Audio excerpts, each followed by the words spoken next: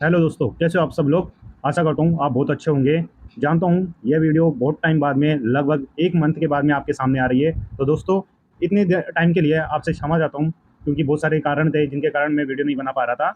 और साथ में कई चीज़ें ऐसी थी जिनके कारण जो चैनल है वो अभी रुका हुआ था। तो दोस्तों, वो सारी प्रॉब्लम दूर करके, ठीक है, वो अब जाके मैं आपके सामने वीडियो लाया हूँ। इतने टाइम से आपके पास वीडियो और इतने नोटिफिकेशन, उनके रिजल्ट, एडमिट कार्ड, बहुत सारी चीज़ें आई थी, वो अपडेट आप तक नहीं ला पाया था। पर मैंने कोशिश करी थी कि टेलीग्राम के जरिए आप तक वो सारी सूचना मैं पहुंचा सकूं। तो दोस्तों, बहुत सारी चीज़ें मैंने अपडेट करा था टेलीग्राम के ऊपर। जो भी कैंडिडेट हमारे टेलीग्राम ग्रुप से जुड़े हैं, उनको सारी चीज़ें पता थी क्या क्या चीज़ें अपडेट हुई है। ठीक है दोस्तों, मैंने वीडियो नहीं बनाए, बल्कि उनके जो अपडेट थे कोशिश करा कि टेलीग्राम पर आपको पहुंचाता रहूं। ठीक है दोस्तों, अब दोस्तों आज का जो वीडियो रहने वाला है वो रहने वाला है बेसिकली आपके रेलवे का। रेलवे में भी आपका जो लोको पायलट की वैकेंसी है उसकी नोटिफिकेशन। हालांकि दोस्तों, इससे पहले एक नया जो पुराना वैकेंसी थी वो भी प्रोसीजर में है, उसकी भी अभी सीवीटी 2 उसकी एग्जाम कंडक्ट होने वाली है। तो दोस्तों, अब ये जो नया सीवीटी है एएलपी का, यानी असिस्टेंट लोको पायलट का, ये नया नोटिफिकेशन हुआ है 2025 का। ठीक है दोस्तों, इसके बारे में सारी जानकारी देखेंगे, और साथ में जो भी नए अपडेट आए हैं नोटिफिकेशन नई भर्तियों के, और सारी अपडेट, जो वैकेंसी पुरानी थी उनके भी अपडेट। तो दोस्तों, धीरे धीरे वन बाई वन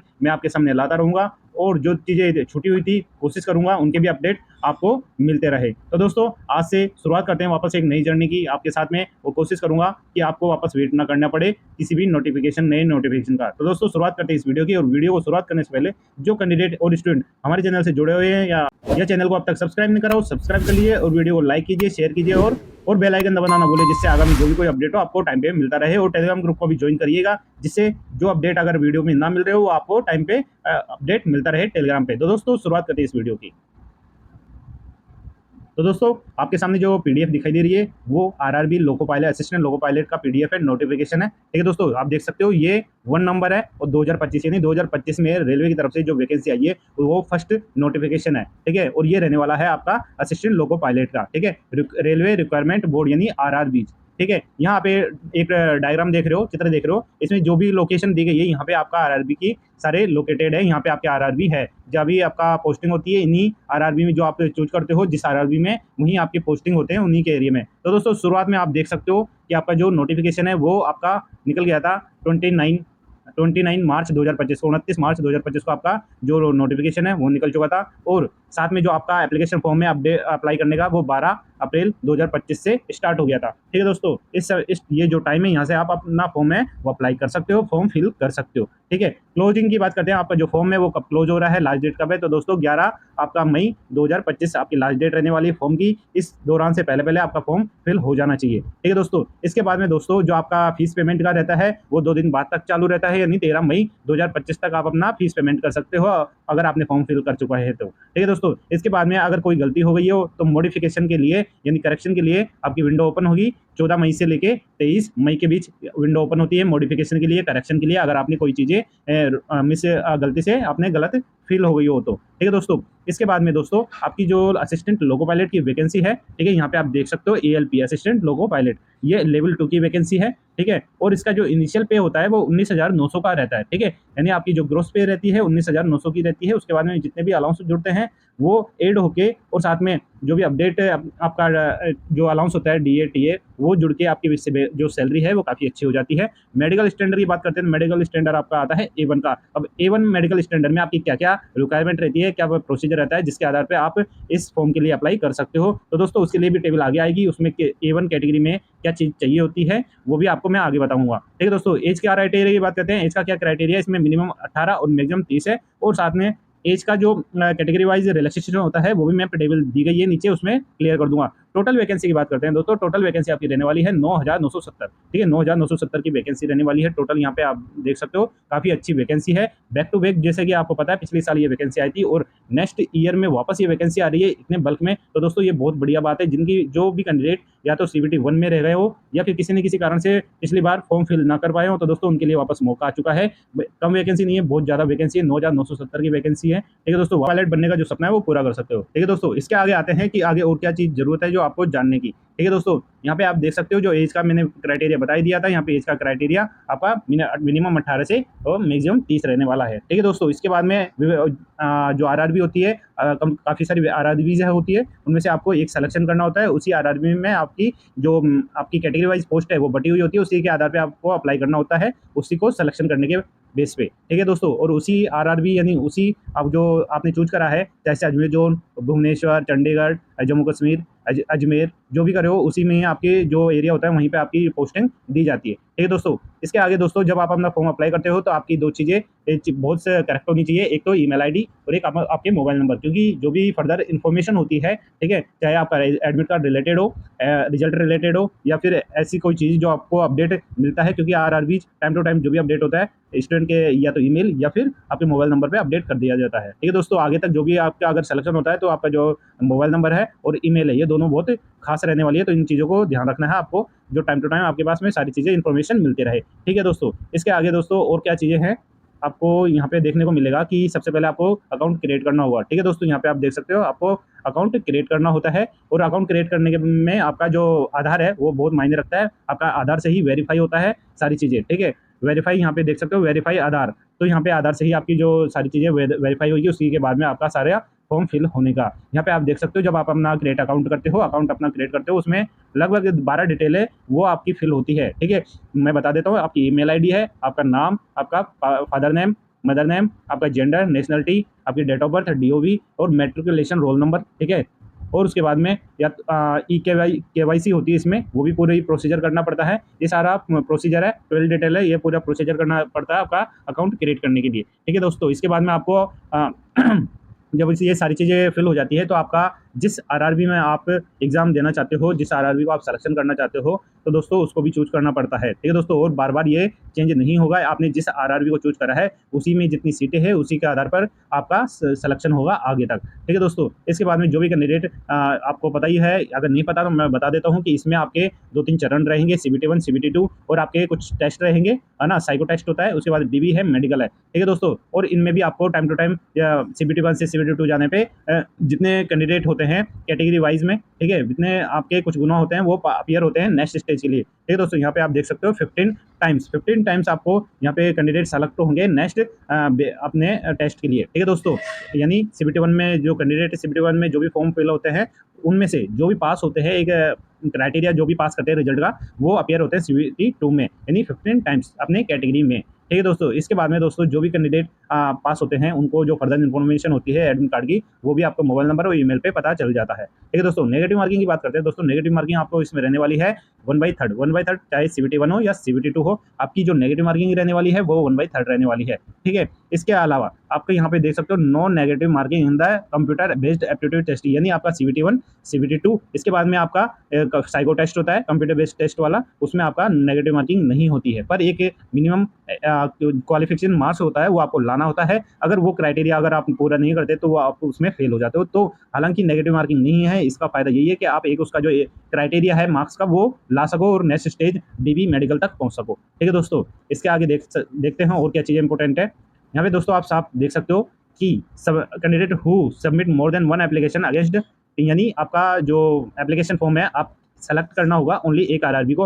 अगर आप किसी भी तरीके से चीज़ें चेंज करके 1 या 2 आरआरबी सेलेक्ट करते हो या सेम आरआरबी में मल्टीपल टाइम्स में फॉर्म अप्लाई करते हो तो आपका फॉर्म रिजेक्ट हो जाएगा। ठीक है दोस्तों, इस चीज़ का आपको ध्यान रखना है और आगे तक के लिए भी बैन हो सकते हो। ठीक है, इसलिए जो भी आरआरबी में आप अपना एग्जाम देना चाहते हो, सेलेक्ट करना चाहते हो, तो एक ही आरआरबी को आपको चूज करना होगा। ठीक है दोस्तों, और आपके फॉर्म में जो आपकी फोटोग्राफ अपलोड होती है वो 2 महीने से पुरानी नहीं होनी चाहिए, इस चीज़ का आपको ध्यान रखना होता है।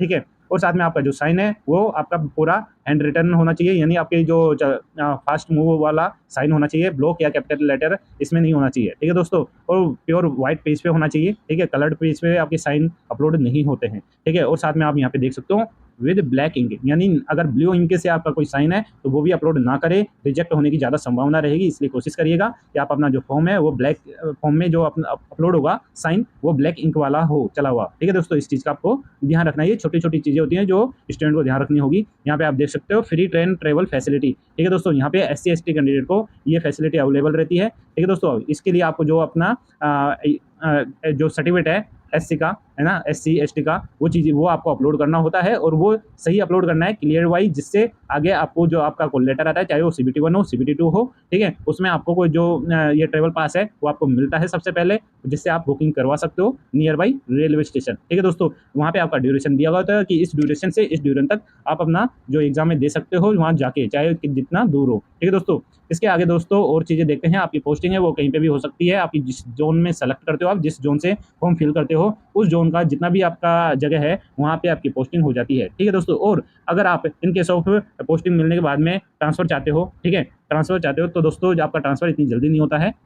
ठीक है, आपका ट्रांसफर होगा कम से कम एटलीस्ट 5 से 10 साल की सर्विस अगर आपने कर ली है, तो उसी टाइम ये एक ड्यूरेशन है, इसके बाद में ही आपका ट्रांसफर का चांस बनेगा। यानी आपके अगर मान लो बाहर कहीं भी, बाहर अगर आप नॉर्थ जोन से हो और अगर साउथ जोन से आपने अप्लाई करा है और वहाँ पे आप जॉब मिल गई है आपको, और अगर किसी कारणों से आपको ट्रांसफर लेना है, तो दोस्तों इतनी जल्दी आपका ट्रांसफर नहीं होगा। आपको कम से कम 5 या 10 साल का जो आपकी सर्विस है पूरी करनी होगी, उसके बाद में ही आपका ट्रांसफर का जो रास्ता है वो खुलेगा, और उसके बाद में भी आपकी वेटिंग लिस्ट में होती है कि आप कितने वेटिंग लिस्ट में आ रहे हो। ठीक है, वो भी अलग डिपेंड करेगा, काफ़ी सारे फैक्टर है वो बाद में काम करते हैं, अभी नॉर्मली इतना आप जान लीजिए। ठीक है, जो वैकेंसी है आपको असिस्टेंट लोको पायलट है, उसके लिए क्या क्वालिफिकेशन चाहिए, क्या मेडिकल स्टैंडर्ड चाहिए, वो सारी चीज़ें मैंने बता दी है। ठीक है दोस्तों, आपका मेडिकल स्टैंडर्ड की बात कर लेते हैं। मैंने बोला था कि नीचे टेबल आएगी, ठीक है, ये A1 कैटेगरी के लिए बोला था मैंने। ठीक है, फिर मेडिकल स्टैंडर्ड की ये रहेगा कि जो आपका डिस्टेंस विजन है, यानी आंखों का जो विजन है वो 6/6, ठीक है, और विदाउट ग्लासेज। ठीक है, विदाउट ग्लासेज, जैसे मैंने चश्मा पहन रखी है तो विदाउट ग्लासेज मुझे 6/6 दिखाई देना चाहिए। 25 मीटर के दूर आपका कुछ देखने का रहेगा सिस्टम,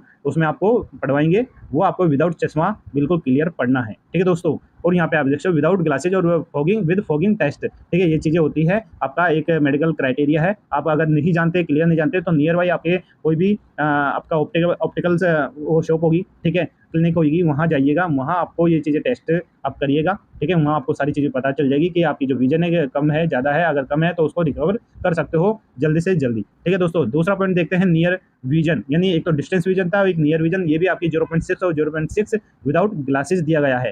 ठीक है, इसके आगे मस्ट पास टेस्ट है, आपको कुछ चीज़ें पास करनी होगी जब आपका मेडिकल टेस्ट होगा, उस टाइम आपको एक तो colour vision, binocular colour vision, field of vision, night vision और मेसोपिक विजन, ये चीज़ें होती है जो आपको जब मेडिकल आपका होगा चेकअप, तो उस टाइम आपको यहाँ पे ये चीज़ें आपको टेस्ट करवा लिया जाएगा। अगर आप इनमें सही पाते हो तो आप मेडिकली फिट हो जाओगे, अगर इनमें किसी भी चीज़ में अगर आप फेल हो जाते हो तो आपको मेडिकल अनफिट किया जाएगा, आपको वापस रिव्यू मेडिकल लगाना होगा। आपका कम से कम जितना टाइम मिलता है 2 या 3 महीने, उसके वापस आपका रिव्यू मेडिकल होगा, डेट आएगी, वापस करवाना होगा, वापस कमेटी बैठेगी। अगर आप पास हो जाते हो तो बढ़िया है, नहीं होते हो, अनफिट हो करार दिए जाते हो, तो आप बाहर हो जाते हो भर्ती से। ठीक है दोस्तों, अगर फिर भी कोई चांस होता है तो उस टाइम आपको बता दिया जाता है। ठीक है, इसके आगे देख दोस्तों, सबसे बड़ी बात, काफ़ी चीज़ें स्टूडेंट है उनके मन में आती है कि लेसिक सर्जरी, अगर कोई आँखें कमज़ोर है तो लेसिक सर्जरी करवा सकते हैं, फिर क्या होगा। तो दोस्तों आपको बता देता हूँ, यहाँ पे लिखा है साहब, candidate who undergone LASIK surgery, जो भी लेसिक सर्जरी से गुजरे हुए हैं कैंडिडेट, ठीक है, और एनी अदर सर्जिकल प्रोसीजर, या कोई सर्जिकल प्रोसीजर से करेक्ट होता है रिफ्रैक्टिव एरर, यानी आंखों का कुछ ना कुछ आपने सही करवाया है सर्जिकल टाइप में, लेसिक सर्जिकल, तो वो कैंडिडेट नॉट एलिजिबल, यानी वो एलिजिबल नहीं होंगे for the post of ALP के लिए। ठीक है दोस्तों, ये चीज़ें आपको यहाँ पे बता दी गई है क्लियरली। ठीक है, अगर ऐसा आप करते भी हो फिर भी, ठीक है, जब आपका मेडिकल टेस्ट होता है तो आपका उसमें पता चल जाता है। ठीक है दोस्तों, आपको कहीं ना कहीं इस चीज़ का आपको पता चल जाएगा डिपार्टमेंट को कि आपने लेसिक सर्जरी करवाई है। ठीक है दोस्तों, अगर आप ये सोचते हो कि लेसिक सर्जरी करवा लेते हैं और मेडिकल आप पास हो जाओगे, तो दोस्तों वहाँ पे भी मशीनें होती है, वहाँ पे अगर आपका चेकअप हुआ और आपको अगर चेकअप होगा तो पता चल जाएगा आपका मेडिकल का कि आपने लेसिक सर्जरी करवाई है या कोई अदर सर्जिकल प्रोसीजर अपनाया गया है। ठीक है दोस्तों, तो इस चीज़ का आपको ध्यान रखना है। एज की बात में बात करते हैं, आपका एज मैंने बता दिया है, 18 से 30 की एज दी गई है। रिलैक्सेशन की बात करते हैं दोस्तों, रिलैक्सेशन में आपका अगर एक कैंडिडेट है SC ST तो 5 साल की छूट है, OBC में नॉन क्रिमिनल है तो 3 साल की छूट है। ठीक है, एक्स सर्विसमैन में बात करते हैं तो UR और EWS है तो उन्हें 3 साल की छूट है, और वहीं पे OBC नॉन क्रिमिनल है तो उन्हें 6 साल, और SC ST कैंडिडेट है एक्स सर्विसमैन में तो उन्हें 8 साल की छूट है। ठीक है दोस्तों, इसके अलावा यहाँ पे और दी गई है पोस्ट जिसमें आप या तो ग्रुप C में हो, ग्रुप D में ये 3 साल की सर्विस कर चुके हो, तो दोस्तों यहाँ पे कैटेगरी वाइज भी यहाँ पे छुट्टी दी गई है। ठीक है, यहाँ पे और एक्स्ट्रा क्वालिफिकेशन के अकॉर्डिंग आपका क्राइटेरिया है। ठीक है, जैसे female candidate who are widow, divorce, judicially separated है हस्बैंड से। ठीक है, और यहाँ पे 3 साल, जैसे UR EWS उन्हें 35, OBC में 38, ये आपका क्राइटेरिया है छूट का रिजर्वेशन के अकॉर्डिंग, वो आप देख सकते हो। ठीक है, जो भी कैंडिडेट जिस भी कैटेगरी स्टैंडर्ड पे आते हो, जिस भी कंडीशन में, वो अपनी छूट देख सकते हो। ठीक है दोस्तों, आगे देखते हैं आगे और क्या बात है। तो दोस्तों एग्जाम जब आप फॉर्म फिल कर रहे होते हो तो एग्जाम फीस आपकी लगती है, ठीक है दोस्तों। एग्जाम फीस आपको बता देता हूँ कि यहाँ पे फॉर ऑल कैंडिडेट, ठीक है, यहाँ पे जो भी कैंडिडेट है जो भी रिजर्वेशन कैटेगरी है उनको छोड़ के जो फीस लगने वाली है वो 500 की फीस लगने वाली है, ठीक है। 500 की फीस लगती है आपकी, और उनमें से 400 रिफंडेड होते हैं, ठीक है। Refunded refunded duly deducting bank charger, और जो भी अपेयर होते हैं CBT 1 में, यानी जो भी कैंडिडेट CBT 1 का फॉर्म फिल करोगे और एग्जाम दोगे, ठीक है। एक अगर कैंडिडेट ने एग्जाम दिया है तो उसी का ही स्टूडेंट का रिफंड होगा, ठीक है। ये चीज़ आप समझ लीजिए। जो भी कैंडिडेट CBT 1 का फॉर्म भरे हो, ठीक है, अगर वो एग्जाम देने जा रहा है, एग्जाम दिया है, उसी के बाद में उसका जो रिफंड है वो मिलेगा। सेम सिचुएशन बात करते हैं SC ST ex serviceman, female, transgender, minority, है ना, इकोनॉमिकली बैकवर्ड क्लासेज। तो दोस्तों ये जो कैंडिडेट है अगर ये भी अपना फॉर्म फिल करते हैं, इनकी फीस रहेगी 250, ठीक है। तो दोस्तों इन्हीं की फीस रिफंड होगी अगर ये एग्जाम देते हैं तो, ठीक है। देने के बाद ही रिफंड होगी एग्जाम, और जो रिफंड है वो आपके टाइम टू टाइम आपका एक टाइम में आपका बता दिया जाता है रेलवे की तरफ से, ठीक है। और अपडेट भी मिल जाता है आपको ईमेल पे। तो वापस बोलना चाहता हूँ कि जो आपका फॉर्म में ईमेल है वो आपको बिल्कुल करेक्ट फिल करनी है। करेक्ट फिल करोगे तो आपको जो भी सारी चीज़ें अपडेट है वो आपको मिल जाएगा, ठीक है दोस्तों। जो मोड ऑफ पेमेंट है वो अलग अलग है, ऑनलाइन है, नेट बैंकिंग है, डेबिट कार्ड, क्रेडिट कार्ड, और QR जो होता है ऑप्शन वो भी आपको मिल जाएगा, UPI का भी ऑप्शन मिल जाएगा, ठीक है दोस्तों। इसके आगे दोस्तों यहाँ पे रिफंडेड का बता दिया गया है, ठीक है। मैंने सारी चीज़ें आपको यहाँ पे क्लियर कर दी गई है, ठीक है। इसके आगे आते हैं दोस्तों, इसके आगे और देखते हैं क्या चीज़ें आपको ज़रूरत है बताने की। यहाँ पे आप देख सकते हो दोस्तों, अब आता है रिक्वायरमेंट प्रोसेस, यानी आपका जो प्रोसीजर है वो किस तरह से रहने वाला है, कैसे CBT 1 लगेगा, CBT 2 कैसे लगेगा, वो सारा प्रोसीजर बताया गया है। तो दोस्तों यहाँ पे मैं क्लियर कर देता हूँ आपको, जो आपका प्रोसीजर है, ठीक है। मैंने पहले बोला था आपका सारा ऑनलाइन प्रोसीजर रहने वाला है। सबसे पहले आपका CBT 1 लगेगा, CBT 2 लगेगा, ठीक है। उसके बाद में कंप्यूटर बेस्ड टेस्ट लगेगा जिससे साइको टेस्ट कहते हैं। उसके बाद में DV लगेगा और फिर मेडिकल एग्जामिनेशन लगेगा, ठीक है। डिटेल मेडिकल एग्जामिनेशन बोला जाता है उन्हें, ठीक है। इन सभी की चीज़ें आपको टाइम टू टाइम आपकी ईमेल ID और आपका जो मोबाइल नंबर होता है वहाँ पे अपडेट हो जाता है। फर्स्ट CBT की बात करते हैं, यानी CBT 1 की। तो दोस्तों इसमें CBT 1 में जो भी कैंडिडेट अपीयर होते हैं, देते हैं, ठीक है। तो दोस्तों मल्टीपल शिफ्ट में आपका एग्जाम कंडक्ट होगा। उसके बाद में नॉर्मलाइजेशन, अगर मल्टीपल शिफ्ट होती है तो दोस्तों उसमें नॉर्मलाइजेशन का जो प्रोसीजर है वो अपनाया जाता है, ठीक है दोस्तों। नॉर्मलाइज प्रोसीजर में अपनाए जाने के बाद में एक जो मिनिमम क्राइटेरिया होता है कट ऑफ का वो पूरा होता है, और जो कैंडिडेट कट ऑफ को पार कर लेते हैं तो दोस्तों वही आगे प्रोसीजर में आते हैं CBT 1 में, ठीक है। CBT 2 वो एग्जाम दे सकते हैं, ठीक है। इसमें आप देख सकते हो कि जो आपका पैटर्न है, सिलेबस है, वो किस तरह से रहने वाला है। CBT 1 में आपका जो टोटल टाइमिंग है, ठीक है, एग्जाम का वो 60 मिनट का रहने वाला है, यानी आपका 1 घंटे का आपका एग्जाम लगेगा, ठीक है। आपके 1 घंटे के एग्जाम में आपके 75 क्वेश्चन आएंगे, ठीक है। 75 क्वेश्चन आएंगे, एक क्वेश्चन 1 मार्क्स का रहेगा, ठीक है। नेगेटिव मार्किंग 1/3 है, आपको पहले बता दिया था, ठीक है। और इसमें नॉर्मलाइजेशन का जो प्रोसीजर है वो अपनाया जाएगा, ठीक है। और यहाँ पे कैटेगरी वाइज में जो एक पासिंग मार्क्स का कट ऑफ है वो दी गई है। हालांकि इनके अलावा जो भी एक बढ़ के जो कट ऑफ जाती है वो तो वो पार करनी होती है, पर ये एक मिनिमम क्राइटेरिया है, इतना तो आना ही चाहिए कैटेगरी वाइज, ठीक है दोस्तों। इसके आगे दोस्तों यहाँ पे आप सिलेबस देख सकते हो कि CBT में जो सिलेबस है वो क्या आने वाला है। आपकी मैथमेटिक्स आएगी, मैथमेटिक्स में आपके ये टॉपिक दिए गए हैं। मेंटल एबिलिटी यानी आपकी रीजनिंग के टॉपिक है वो यहाँ पे टॉपिक है। ये सारे जो सब टॉपिक है वो दिए गए हैं। जनरल साइंस आएगी, जनरल साइंस में आपके यहाँ पे देख सकते हो फिजिक्स, केमिस्ट्री, लाइफ साइंस आएगी एक 10th स्टैंडर्ड लेवल की। उसके बाद में जनरल अवेयरनेस आती है, ठीक है, जिसमें आपके साइंस एंड टेक के क्वेश्चन आते हैं, करंट अफेयर्स के क्वेश्चन आते हैं, ठीक है। और सारी इकोनॉमिक्स, पॉलिटिक्स और सब्जेक्ट इंपॉर्टेंस, वो सारी चीज़ें आपके यहाँ पे देखने को मिलेंगे आपके सिलेबस में। तो दोस्तों जो भी कैंडिडेट चाहते हैं कि सिलेबस को मैं पर्टिकुलर वीडियो बनाऊँ, ठीक है, एक एक टॉपिक बताऊँ, तो दोस्तों ज़्यादा से ज़्यादा कमेंट करिए, ज़्यादा से ज़्यादा वीडियो को लाइक कीजिए। और दोस्तों अब तक जो भी कैंडिडेट हमारे वीडियो में बने हैं तो अगर वीडियो को लाइक नहीं करो, लाइक कीजिए, वीडियो को शेयर नहीं करो, शेयर कीजिए, और दोस्तों चैनल को सब्सक्राइब जरूर कर लीजिएगा, ठीक है दोस्तों। आगे आते हैं तो दोस्तों अब आते हैं CBT 2 पे। CBT 2 की बात करते हैं दोस्तों। CBT 2 में भी आपका एक प्रोसीजर रहता है, पैटर्न होता है, ठीक है। उसमें अगर आप मिनिमम क्वालिफाई जो कट ऑफ है वो पार कर लेते हैं तो नेक्स्ट स्टेज जो आपका कंप्यूटर बेस्ड टेस्ट होता है उसमें आप अपीयर होने को आपको चांस मिलेगा, ठीक है दोस्तों। यहाँ पे आप देख सकते हो सारी चीज़ें। पैटर्न और सिलेबस की बात करते हैं कि आपका जो CBT 2 है, ठीक है, वो आपका 2.5 घंटे का रहेगा, 2 घंटा 30 मिनट, ठीक है। इसमें आपके टोटल 175 क्वेश्चन देखने को मिलेंगे। ये आपके 2 सेक्शन में डिवाइड रहेंगे, part A, part B. Part A में आपको 90 मिनट का रहेगा, उसमें 100 क्वेश्चन रहेंगे, ठीक है। पार्ट बी आपका रहेगा 60 मिनट यानी 1 घंटे का, उसमें आपको मिलेंगे 75 क्वेश्चन, ठीक है दोस्तों। ये आपका पैटर्न है, ठीक है। पैटर्न में आपके दोस्तों यहाँ पे साफ दिया गया है कि 1/3 तो आपकी नेगेटिव मार्किंग है, ठीक है। और साथ में नॉर्मलाइजेशन का जो शिफ्ट है वो है फॉर्मूला, वो भी अपनाया जाएगा। और दोस्तों नेक्स्ट स्टेज जो कंप्यूटर बेस्ड टेस्ट होता है उसमें अपीयर होने के लिए जो पार्ट ए वाला होता है, यानी पार्ट ए में 90 जो 100 क्वेश्चन आएंगे वही आपका वो डिपेंड करेगा कि कौन कैंडिडेट शॉर्टलिस्ट होते हैं नेक्स्ट स्टेज के लिए। तो दोस्तों उसी के मार्क्स इंपॉर्टेंट होंगे। जो पार्ट बी रहेगा, पार्ट बी आपको जस्ट क्वालिफाई करना पड़ेगा, क्वालिफाई जो कैंडिडेट क्वालिफाई करेगा, और पार्ट ए में जो एक कट ऑफ मार्क्स को क्लियर करेगा वही स्टूडेंट आगे नेक्स्ट स्टेज में पहुंचेगा। ठीक है, पार्ट ए के सिलेबस की बात कर लेते हैं तो यहाँ पे आप देख सकते हो वही मैथमेटिक्स है, जनरल इंटेलिजेंस एंड रीजनिंग के टॉपिक्स आएंगे और बेसिक साइंस एंड इंजीनियरिंग के क्वेश्चन आपको देखने को मिलेंगे पार्ट ए में। पार्ट बी में आपको दोस्तों यहाँ पे आप देख सकते हो आपको क्वालिफाई करना होगा, जस्ट क्वालिफाई। ठीक है दोस्तों, क्वालिफाई करना होगा और ये आपके जो सिलेबस से रिलेटेड होगा। ठीक है, जो आपका ब्रांच है, जो आपकी ITI है ना, तो उसी के बेस पे आपका यहाँ पे क्वेश्चंस आएंगे। और जो क्वेश्चंस है वो आप यहाँ पे देख सकते हो, यहाँ पे आपका लिंक दिया गया है http://dgt.gbo.in। ये आपके लिंक है, साइट है, यहाँ पे आप अपना जो रिलेटेड है, आपकी सब्जेक्ट रिलेटेड ट्रेड है, उस रिलेटेड आपका सिलेबस देख सकते हो। उसी के आधार पे आपके क्वेश्चन यहाँ पे बनेंगे। ठीक है दोस्तों, ये टेक्निकल साइट है, आपको जो भी कैंडिडेट ITI करते हैं उन्हें सारी चीज़ें पता है, या डिप्लोमा करें उन्हें सारी चीज़ों का पता है।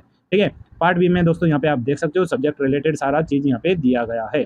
ठीक है, चाहे से वो ब्रांच है इलेक्ट्रिक हो, इलेक्ट्रॉनिक हो, मैकेनिकल हो, ऑटोमोबाइल वाली हो, सारी चीज़ें आप यहाँ पे देख सकते हो। ठीक है, जो भी कैटेगरी है ब्रांच की उसके आगे से बता दिया गया है कौन कौन सी इनमें इंक्लूड है। ठीक है, तो वो चीज़ें भी आपकी जो कन्फ्यूजन है वो दूर हो गई है। अगर जो कैंडिडेट इस वीडियो में अब तक बना है तो उसका डाउट तो बिल्कुल क्लियर हो गया है। इसके बाद जो नेक्स्ट स्टेज है कंप्यूटर बेस्ड एप्टीट्यूड टेस्ट, ठीक है, जिसे साइको टेस्ट भी बोला जाता है, उसे वो आपको अभी पता चल जाएगा। ठीक है, इसमें भी आपको जो CBT 2 में 8 टाइम्स पास होंगे वही कैंडिडेट 8 गुना कैंडिडेट से कंप्यूटर बेस्ड टेस्ट देंगे। ठीक है दोस्तों, अब इसकी मैं आपको दोस्तों और क्या चीज़ होगी वो और बता देता हूँ। तो दोस्तों इसमें आपका विजन सर्टिफिकेट का आपका होगा। ठीक है, और साथ में जो इसमें टेस्ट होगा, ठीक है, कंप्यूटर बेस्ड टेस्ट है, इसमें आपका काफ़ी सारे ये मान लो आपको सब सेक्शन होगा, जैसे part A, part B, part C, काफ़ी सारे सेक्शन होंगे। ठीक है, आप यहाँ पे देख सकते हो ये आपका ट्रैफिक एंड साइकोलॉजी। ठीक है, साइकोलॉजी ये आपका मतलब एक तरीका साइकोमेट्रिक टेस्ट होता है ना, ये जिससे आपका जो विजन है, सोचने समझने की जो आपकी शक्ति है, वो सारी चीज़ें आपको चेक होती है। ये अगर जब आप पास करोगे CBT 1, CBT 2, उसके बाद में आपको मार्केट में जब कोचिंग चलती है या आपको सारी चीज़ें आपको अवगत हो जाएंगे, इतना बड़ा भी मुश्किल नहीं है। ठीक है दोस्तों, या आप काफ़ी टेस्ट देख सकते हो, यूट्यूब पे काफ़ी ऐसे चैनल है वो मिल जाएंगे जो आपको जो ये साइकोमेट्रिक टेस्ट होता है उसके बारे में सारी डिटेल बता सके। ठीक है दोस्तों, इसमें आपका जितने भी पार्ट डिवाइड होते हैं उसमें हर एक पार्ट को आपको पास करना जरूरी होता है। ठीक है, हर एक पार्ट को पास करना जरूरी होता है। यहाँ पे आप देख सकते हो कि एक मिनिमम मार्क्स होते हैं। ठीक है, यहाँ पे आप देख सकते हो T स्कोर यानी 42 marks in each test battery, यानी जितने भी आपके पार्ट डिवाइड होते हैं है ना टेस्ट में, उनमें हर एक में आपके 42 मार्क्स का लाना बहुत जरूरी है। ठीक है, तभी आपका ये क्वालिफाई माना जाएगा। ठीक है, यहाँ पे आप देख सकते हो, वापस बता देता हूँ, 42 marks in each test battery separately, अलग अलग, to qualify CBAT computer based aptitude test. ठीक है दोस्तों, यहाँ पे आप समझ में आ गया, सारी चीज़ें मैंने बिल्कुल आराम से धीरे धीरे सारी चीज़ें आपको क्लियर कर दी है, ज़्यादा कंफ्यूजन नहीं है, सिंपल है नेक्स्ट स्टेज में। ठीक है दोस्तों, और उसके बाद में जो भी कैंडिडेट इस टेस्ट को पास कर लेते हैं तो दोस्तों वो कम से कम ये मानो 80 या 90% अपने जॉब के पास होते हैं। मात्र 2 ही कंडीशन होती है, DV और अपना मेडिकल एग्जामिनेशन। DV में आपका जो भी आपकी एग्जामिनेशन जो क्वालिफिकेशन है वो सारे रखने हैं, सारे डॉक्यूमेंट रखने हैं, 10th 12th आपके मूल निवास, जाति प्रमाण पत्र, कास्ट सर्टिफिकेट, ठीक है, और 10th सर्टिफिकेट। ठीक है, और जो भी एसेंशियल चीज़ें होती हैं वो सारे डॉक्यूमेंट आपके पास होने चाहिए। वो अगर वो सारे डॉक्यूमेंट है तो दोस्तों आपको घबराने की कोई जरूरत नहीं है, आप अपना DV आराम से करवा लोगे। उसके बाद में आएगा आपका मेडिकल एग्जामिनेशन। मेडिकल में अगर फिट हो, कोई दिक्कत नहीं है आंखों रिलेटेड, तो दोस्तों उसमें भी आप पास हो जाओगे और डेफिनेट है आपको पोस्टिंग मिल जाएगी जिस भी RRB में आप जिस भी जोन में आपने एग्जाम दी है। तो दोस्तों यहाँ पे सारी चीज़ें वापस बता दी है, ये वापस से अप्लाई जो आपका प्रोसीजर है अप्लाई करने का वो सारी चीज़ें दी गई है जो स्टार्टिंग में बता दी थी। जो आपका जो फोटोग्राफ है अपलोड होगा उसकी साइज बता देता हूँ। साइज है फोटोग्राफ की 50 से 150 KB। ठीक है, इसके भी इस साइज के बीच में आपकी फोटोग्राफ होनी चाहिए। ठीक है, और यहाँ पे जो आपका बैकग्राउंड है प्लेन व्हाइट कलर बैकग्राउंड है ना, व्हाइट कलर बैकग्राउंड होना चाहिए आपका। ठीक है, ओके। साइन के बाद जो सिग्नेचर होते हैं, सिग्नेचर की बता देता हूँ, 30 से 49 KB के बीच में आपकी वो साइज होनी चाहिए सिग्नेचर वाली। और जो आपका कास्ट सर्टिफिकेट अपलोड होता है SC ST का, ठीक है, वो बिलो होना चाहिए 400 KB, 400 KB से नीचे नीचे की आपकी साइज होनी चाहिए। ठीक है, वो PDF फॉर्मेट में होनी चाहिए। बाकी आपकी JPG फाइल होनी चाहिए फोटोग्राफ सिग्नेचर की। ओके दोस्तों, यहाँ पे आप देख सकते हो ये इतनी RRB है, इतनी RRB में आपका जो वैकेंसी है निकली हुई है। अब जिस RRB में कितनी वैकेंसी निकली हुई है उसकी टेबल भी नीचे दी गई हुई है। ठीक है, ये जनरल इंस्ट्रक्शन है जो आपको जानने की जरूरत है, अगर आपके पास टाइम हो तो आप आराम से देख सकते हो। ठीक है, खास इतनी जानकारी नहीं है, जैसे जैसे आप अपना फॉर्म भरते हो आप सारी चीज़ें समझ जाओगे। ठीक है। स्टार्टिंग में मेन चीज़ होती है 12 डिटेल जो आपको मेन होती है एसेंशियल, बिल्कुल सही करेक्ट भरने के लिए, ठीक है दोस्तों। इसमें दोस्तों जब आप मॉडिफिकेशन करते हो तो उसका भी चार्ज लगता है 250 रुपये। अगर आपने कोई गलती कर दी गई है तो उसका मॉडिफिकेशन कर सकते हो, ठीक है। आप आगे देखते हैं। आगे यहाँ पे मैंने ये चीज़ें बताई दी है, फ्री ट्रेवल फैसिलिटी वाला मैंने बताई दिया है आपको, ठीक है। और देखते हैं आगे दोस्तों। यहाँ पे देख सकते हो जो लोको पायलट के लिए लेवल 2 है, वो जो पे ग्रेड है वो इनिशियल पे है 19,900 की है, मेडिकल A1 है, ठीक है। और क्वालिफिकेशन की बात करते हैं दोस्तों, यहाँ पे क्वालिफिकेशन देख सकते हो, ठीक है। आप 10th पास हो या फिर ITI, 10th पास ITI, ठीक है। ब्रांच बता देता हूँ मैं, जो भी स्टूडेंट फॉर्म फिल करते हैं ब्रांच बता देता हूँ कौन कौन सी ब्रांच है जो ITI में आपको चाहिए होती है। फिटर है, इलेक्ट्रीशियन, इंस्ट्रूमेंट मैकेनिक, ठीक है। इसके आगे मिलराइट, मेंटेनेंस मैकेनिक, ठीक है। मैकेनिक होना चाहिए, radio and TV, electronics mechanic, mechanic इसमें मोटर मैकेनिक में, wireman, tractor mechanic, armature and coil winder mechanic, diesel वाली ब्रांच में heat engine turner machinist, refrigerator and air conditioner mechanic, ये branch है। इन ब्रांच से अगर किसी कैंडिडेट ने ITI करी हुई है तो दोस्तों वो फॉर्म फिल कर सकता है। इसके अलावा किसी कैंडिडेट के पास में अगर 10th पास है वो, ठीक है, और अगर उसने रेलवे की तरफ से अगर अप्रेंटिस करी हुई है 1 ईयर की तो दोस्तों वो भी अप्लाई कर सकता है, ठीक है। अगर उसने ITI नहीं करी हुई पर उसने करा हुआ है अप्रेंटिसशिप तो दोस्तों वो भी अप्लाई कर सकता है। इसके अलावा दोस्तों अगर कोई स्टूडेंट 10th पास है, ठीक है, और साथ में 3 साल का जो डिप्लोमा होता है पॉलिटेक्निक जिसमें बोला जाता है, ब्रांच बता देता हूँ, mechanical, electric, electronics, automobile engineering, ठीक है, या इनके कॉम्बिनेशन में जो भी कोई ब्रांच आती है तो वो दोस्तों वो भी अप्लाई कर सकता है। इसके अलावा अगर कोई कैंडिडेट ने डिग्री करी हुई है इन द इंजीनियरिंग डिसिप्लिन में तो दोस्तों वो भी अप्लाई कर सकता है, ठीक है दोस्तों। उसका जो क्लैरिफिकेशन है वो फॉर्म फिल करते टाइम पे पता चल जाएगा आपको, ठीक है दोस्तों। आगे देख सकते हो दोस्तों, यहाँ पे टेबल दी गई है, ठीक है। RRB यहाँ पे पूरी दी गई है।